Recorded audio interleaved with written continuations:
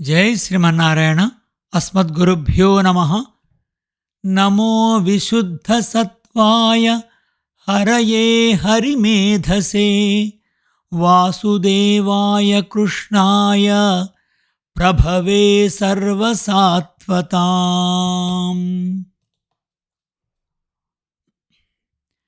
విశుద్ధ సత్వస్వరూపునకు సకల దోషములను పాపములను హరించువానికి, హరించగల మేధస్సు కలవానికి, సకల జగములలో వ్యాపించి ఉన్నవానికి, అపరిచ్ఛిన్న ఆనంద స్వరూపునకు, సకల సాత్వతపతికి నమస్కారము. 4th Canto 30th Chapter 24th Prayer. భగవద్బంధువులారా, Srimad Bhagavata తత్వదీపిక తృతీయ స్కంధములో 20వ పాడ్కాస్ట్లో స్వాగతం. ఇంతవరకు మనం కశ్యపుడు, దితి వారు సమాగమం విషయంలో చర్చించుకోవటము, తను ఆ ప్రదోషకాల సమయంలో సమాగమనం కావాలని కోరటము, తను వారించటం వరకు మనం తెలుసుకున్నాం. ఇంకా ముందు విషయాన్ని అనుభవిద్దాం. కశ్యపుడు సమాగమునకు ఇది సమయము కాదని ఎంత చెప్పినను మన్మథ ఉద్రేకముచే వేశ్యవలే సిగ్గులేనిదై అతని వస్త్రములను పట్టుకొని లాగెను. సంధ్యా సమయంలో నిషిద్ధమగు కామ వ్యాపారమందు ఆమె నిర్బంధనము చూచి ఆమె ఉద్రేకమును ఆపలేక దైవమునకు నమస్కరించి ఏకాంతమున ఆమెతో కలిసెను. తర్వాత ఆచమనము చేసి ప్రాణాయామం చేసి మౌనము అవలంబించి నిర్వికారము జ్ఞానస్వరూపము నిత్యమునగు బ్రహ్మను ధ్యానము చేయుచు ప్రణవమును జపించెను. తర్వాత చేసిన పనికి సిగ్గునందినదై దితి భర్తయగు కశ్యపుని చేరి తలవంచుకునిట్లు పలికెను. ప్రభూ, భూతాధిపతియగు రుద్రుని ఎడల అపచారము చేసి తిని, మహాదేవుడగు రుద్రునకు నమస్కారము. కోరికలను వర్షించు ఉగ్రునకు నమస్కారము. అపరాధము చేసిన వారిని దండించు శివునకు నమస్కారము. నిరపరాధులను క్షమించడి ఆ పరమశివునకు నమస్కారము. మా సోదరి భర్తయగు ఉమాపతి నాయందు అనుగ్రహించుకాక అని రుద్రుని ప్రార్థించెను. ఇట్లు చేసిన తప్పునకు భయపడుచు తన గర్భమునకు హాని కలగకుండా ఉండవలని కోరుచున్న భార్యను చూచి సంధ్యాకాల నియమపాలనము అయిన తరువాత కశ్యపుడు ఇట్లు పలికెను. నీ మనసు అపవిత్రమై చేయరాని పనికి సిద్ధపడితివి. సంధ్యాకాలము దుష్టమైనది. నా ఆజ్ఞను అతిక్రమించితివి. రుద్రునకు అపచారమునర్చితివి. అందువలన నీకు చాలా హీనమైన 2 కుమారులు కలుగుదురు. వారు చాలా తీవ్ర స్వభావులై లోకపాలులతో 3 లోకములను పీడించుచుందురు. ఏ తప్పు ఎరగని జీవులను హింసించుచుందురు. ప్రాణులను చంపుచుందురు. స్త్రీలను చెరపట్టుచుందురు. దానిచే మహాత్ముల కోపమునకు పాత్రులగుదురు. దానిచే అనుగ్రహించి ఆగ్రహించి సర్వేశ్వరుడు లోకములకు సుఖమును కలిగింపదలచి వరాహ నృసింహ రూపములతో అవతరించి పర్వతములను వజ్రాయుధము ధరించి ఇంద్రుడు ఛేదించినట్లు అంతమొందించును. కశ్యపుడిట్లు చెప్పగా విని, సుందర బాహుశాలియగు భగవానునిచే నా కుమారుడు చనిపోదురని చెప్పితిరి. అది నాకు సంతోషమే కాని బ్రాహ్మణుల కోపముచే చనిపోవటం మాత్రం నేను సహింపలేను. బ్రాహ్మణ కోపముచే చనిపోయిన వానిపై నరలోకములో ఉన్నవారు కూడా దయచూపరట. అతడు ఏ జన్మను ఎత్తినను లోకనందరి దేశమునకే పాత్రగుచుండును. కావున బ్రాహ్మణ క్రోధముచే నా కుమారుడు చనిపోకుండా భగవానుచే చంపబోటియే నాకు సమ్మతము. దితిట్లు పశ్చాత్తాపము నుండి పలికిన పలుకులు విని దితితో కశ్యపుడిట్లు అనుచున్నాడు. నీవు చేసిన తప్పునకు పశ్చాత్తాపడితివి. పరమ పురుషునియందు నాయందు రుద్రునియందు ఆదరము చూపితివి. అందుచే నీ కుమారులలో ఒకనికి ధార్మికుడు సత్పురుషచే ప్రశంసింపదగినవాడునగు కుమారుడు కలుగును. అతని పరిశుద్ధమైన కీర్తిని భగవంతుని కీర్తిని ప్రశంసించినట్లు అందరూ ప్రశంసింతురు. ఆయా రసాయన పదార్థములు చేర్చి బంగారమును శుద్ధి చేసినట్లు నీ మనుమని గుణములను భావన చేసి సత్పురుషులు తమ అంతఃకరణములను పవిత్రము చేసుకొందురు. నీ మనుమని అనన్యమైన భక్తిచే విశ్వమునంతను తన అనుగ్రహముచే రక్షించువాడును, విశ్వమునంతనూ తనకు శరీరముగా దాల్చి ఉన్నవాడును, సర్వజ్ఞుడగు పరమాత్మ సంతసమందును. నీ మనమడు భగవానుని యందు నిరతిశయముగు భక్తిని కలిగి ఉండును. నిర్మలమగు అంతఃకరణము కలిగి మహాప్రభావము కలవాడగును. మాహాత్మ్యము గల మహాపురుషుల్లో అగ్రేసరుడగును. అత్యధికమగు భక్తిచే పరిశుద్ధమైన మనసులో సంతతమో భగవాను నిలుపుకొని వానికంటే ఇతరములకు ఐశ్వర్యమును విడిచిపెట్టును. అతడు విషయములందు లాలసత లేనివాడై ఉండును. మంచి స్వభావము కలవాడై గుణములకు ఉత్పత్తి స్థానమై ఉండును. ఇతరుల దుఃఖమును చూచి తాను శోకించును.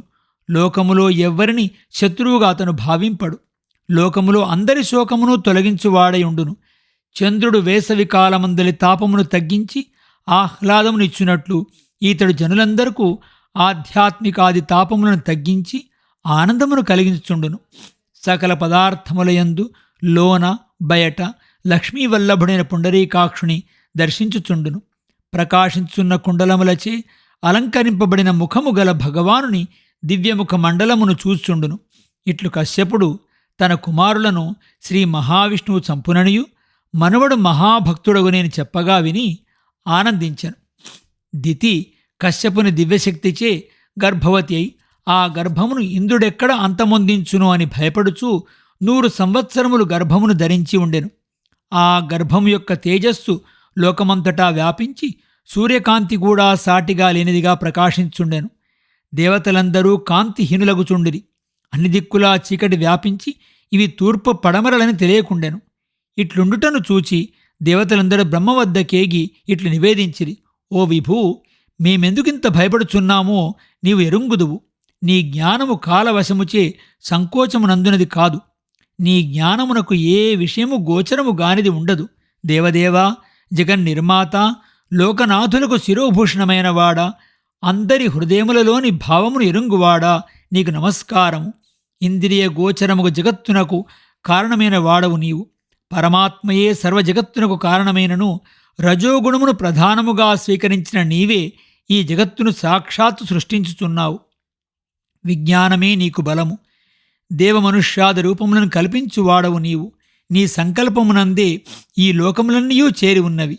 యోగులు కార్యకారణ రూపమగు పదార్థముల కంటే ప్రత్యేకమైన వానిదిగా నిన్ను ఎల్లప్పుడూ భావించుందురు. ఇంద్రియ జయము కలిగి ప్రాణాయామముచే మనసును వశపరుచుకొందురు. పరిపూర్ణమైన యోగనిష్ఠగల వారలకు నీ అనుగ్రహం లభించును. నీ అనుగ్రహం నందిన వారికి పరాభవం ఉండదు. నీ నుండి వెలువడిన వేదవాక్కు చేతనే సకల ప్రాణిజాతము గోవుల త్రాడుతో కట్టినట్టు కట్టబడి ఉన్నవి. అందరూ తమ తమ వ్యాపారములు నీ ఆరాధనముగానే సాగించుందురు. అట్టి నీకు నమస్కారము. దితి గర్భతేజస్సు వ్యాపించి లోకములో చీకటి ఆవరించి ఉన్నది. రాత్రింబవళ్ళు తెలియటలేదు.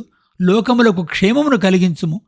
అధికమగు నీ దయాదృష్టిచే ఈ లోకములను చూచి ఆపదను తొలగించుము.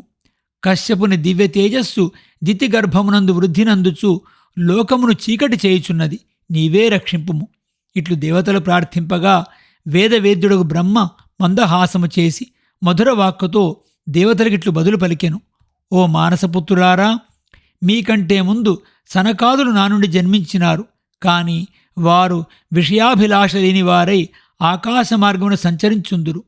ఆ సనక సనందాదులు ఒకసారి శుద్ధ సత్వమయమును దివ్యమగు భగవానుని వాసస్థానము వైకుంఠమున కేగిరి.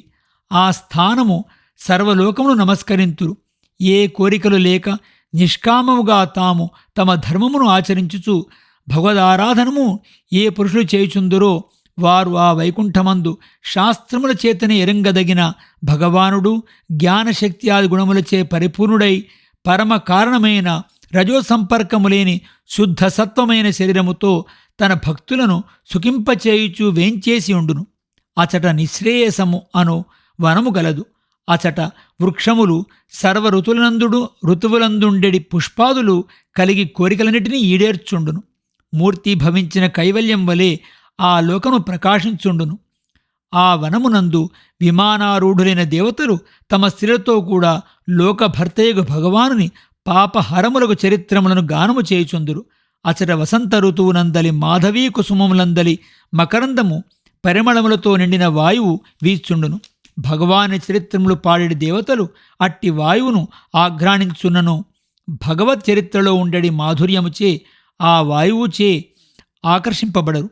ఆ లోకమందలి దేవతలే కాదు, పావురములు, కోకిలలు, దాతకములు, నెమిళ్ళు మొదలగు పక్షులు కూడా తమ కలకల ధ్వనిలో హరికథలనే గానము చేయుచున్నట్లుండును. అచట తుమ్మెదలు ధ్వని చేయుచుండగా ఆ ధ్వనిని భగవత్ చరిత్రము వినుచున్నట్లు విని పక్షులు తమ కోలాహలమును మాని ఉండును. ఆ వనమునందలి మందార పారిజాతాది వృక్షములు, కుంద కుటజాది లతా విశేషములు, అధికమగు పరిమళములు గల పుష్పములు గలవై భగవానునిచే విశేషముగా ఆదరముతో అలంకరించుకొనబడుచుండును. తులసిని చూచి తమ అంత వాసన లేకపోయినను భగవత్ప్రీతిని పొందడి ధన్యత ఈ తులసికి ఎట్టి తపస్సుచే లభించినదో అని దానిని గౌరవించుచుండును. వైకుంఠమునందు భక్తుల నివాస భవనములు వైఢూర్యములతో మరకతములతో నిర్మింపబడినవై ఉండెను. ఆ భవనములు భగవంతుని పాదములయందు భక్తిచే వారికి లభించినవి కాని వారు ఆర్జించుకొనినవి కావు. ఆ విమానములను అధివసించి ఉండడి భక్తులు భగవంతుని యందే మనసు లగ్నమైన వారు అగుటచే విశాలము కటి ప్రదేశములు, మందహాస శోభిత ముఖములు కలవారైన స్త్రీలు పరిహాసాదులచే అలరింపజూచినను వారి మనసును రజోగుణము ఆవరింపదు. ఆ వైకుంఠమున భగవన్మందిరమందు లక్ష్మీదేవి స్వయముగా విలాసముకై చేతదాల్చిన తామర పువ్వుతో స్ఫటికమయములగు గోడలపై పడిన ధూళిని తుడుచుండును. ఆమె అనుగ్రహం పొందవలెనని బ్రహ్మాది దేవతలు ఆమె వెంటననుసరించి ఆశపడుచుందురు. ఆ వైకుంఠమున దిగుడు బావులు పగడములతో ఒడ్లు నిర్మింపబడి ఉండెను. అందలి జలములు అమృతతుల్యములై ఉండెను. లక్ష్మీదేవి ఆ జలములతో తులసితో భగవాన్ని ఆరాధించుచు ఆ ఉదకములో ప్రతిఫలించిన తన ముఖమును చూచుకొని భగవానుడు తన ముఖమును ముద్దు పెట్టుకొనుచున్నాడని భావించుకుంచుండెను. పాప వినాశకుడగు భగవంతుని గూర్చిగాక బుద్ధిని చెడగొట్టెడి అర్ధకామార్జనమునకు ఉపయోగించు ఉపాయములను తెలియచేయు దండనీతి కామశాస్త్రమును ఎవరును వినుచుందురో వారు వైకుంఠమును చేరజాలరు. నిర్భాగ్యులకు నరులు భగవత్కథల కంటే ఇతరములకు కథలను విని పుణ్యము పోయిన వారై నిరాలంబములకు అంధతమస్సు ఆవరించిన నరకములో పడుచుందురు. కొందరు కోరి పొందదగిన మనుష్య జన్మను పొందినను ధర్మజ్ఞానములతో భగవదారాధన చేయక దౌర్భాగ్యులై మోహమునందుచుందురు. భగవదారాధన చేయరు. అట్టివారు ఆ లోకమును పొందజాలరు. కొందరు భాగ్యశీలురు దేవతాశ్రేష్ఠుడగు వైకుంఠవాసియగు భగవానుని భక్తితో సేవించుందురు. నియమాదులచే మంచి శీలము కలిగిన శ్రీహరి గుణకీర్తనము ఒడలు మరిచి ఆనందించుందురు. అట్టివారు సుఖముగా ఆ లోకమును చేరి ఆనందించుచుండిరి. ఆ లోకానికి సనక సనందాదులు వెళతారు. మరి వెళ్ళిన తర్వాత జరిగిన కథ ఏమిటో మనం తర్వాత పాడ్కాస్ట్లో తెలుసుకుందాం. అస్మద్గురుభ్యో నమః. జై శ్రీమన్నారాయణ.